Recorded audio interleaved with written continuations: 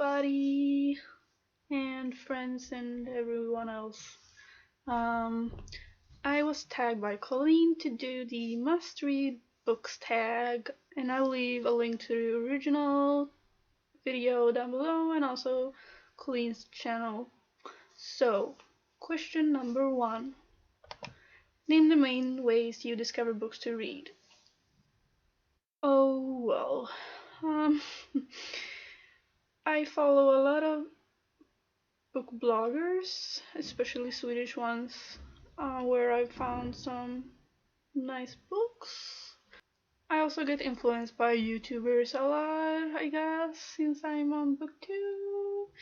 And I follow a few people that really talks about books and make them sound very interesting, like Les Mis and this one and this one and a ton of other books. And also I like to watch reviews of books that I already read, and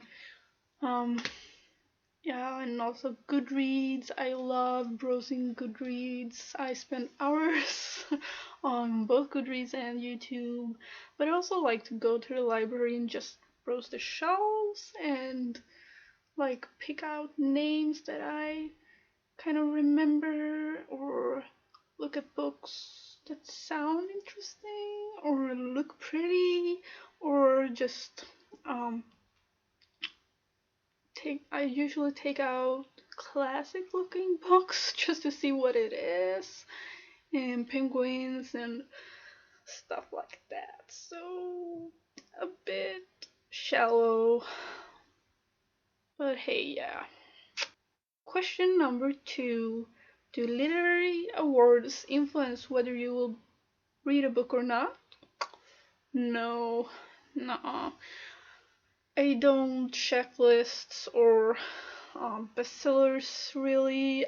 If I go into a bookstore, I'll probably browse those shelves, but I won't pick up a book just because it says it's a winner or blah blah blah.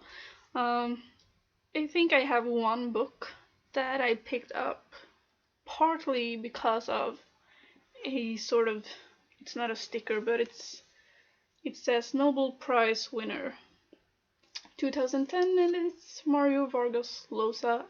I've heard good things about him, I've heard bad things about him, I have no idea, but I really love this picture of this woman here. I think she's beautiful, and I guess I do want to read Alice Munro, who won this year or last year, but it's not a general thing for me.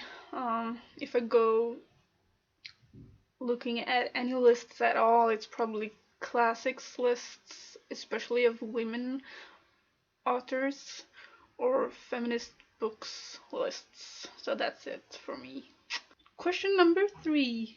Do you feel pressure to read books that are considered important works of literature? Both yes and no. The pressure is mainly a good pressure, because I do like to read worldly literature or piece of work that is said to be masterpieces and very good literature, because that's just what I enjoy, like classics and things like that. I do, however, feel kind of pressured to read this. It's Jane Eyre by Charlotte Bronte. Many people have read this. I have not, and I'm kind of don't want to read it because I love her sister, Emily Bronte. Wuthering Heights is one of my favorite books. It's probably my favorite classic, and I know a lot of people don't really like Wuthering Heights or the characters in it. I do.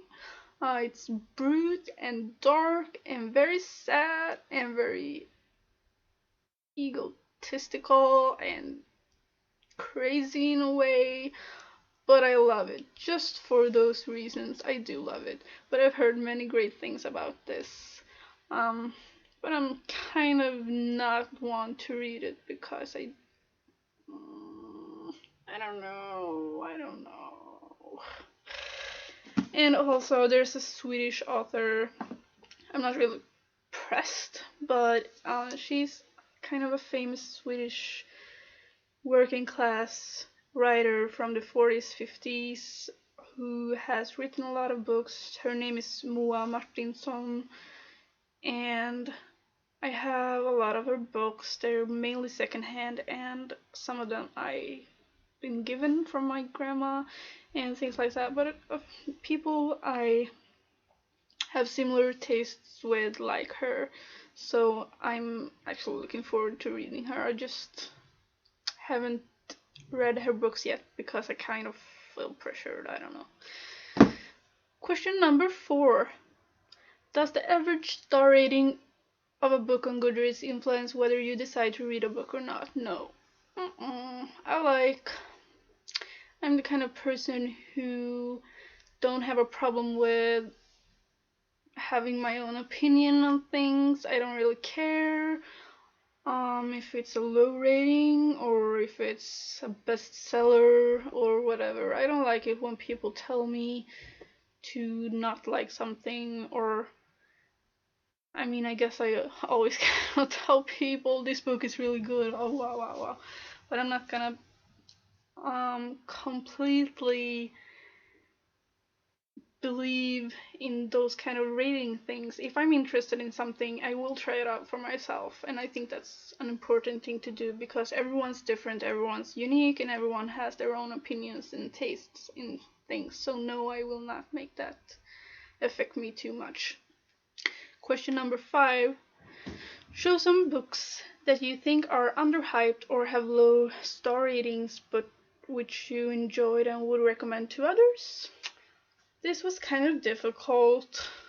I guess I have this book by Sonia Hartnett, The Ghost Child. I haven't really heard much about, especially not on BookTube, not even in the YA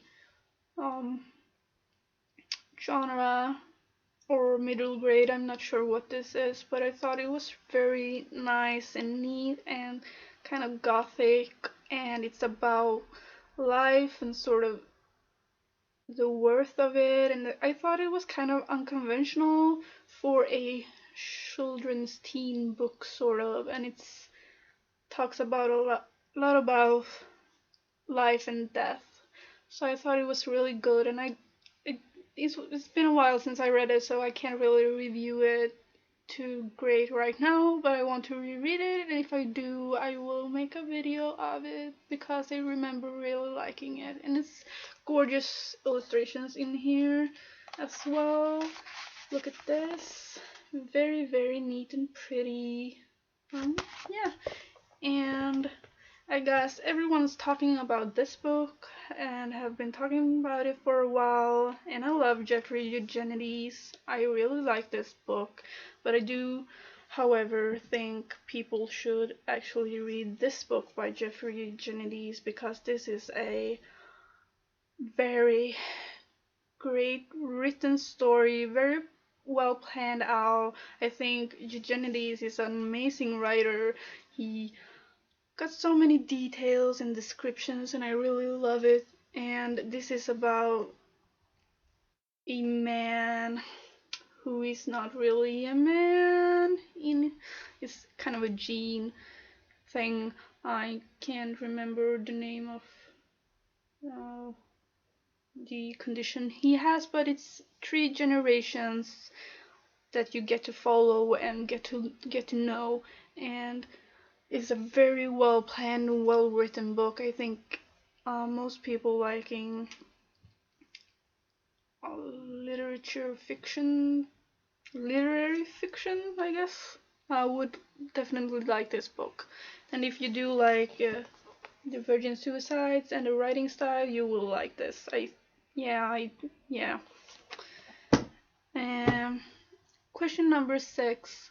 Show some books on your TBR that have been influenced by either hype, awards, or other ways.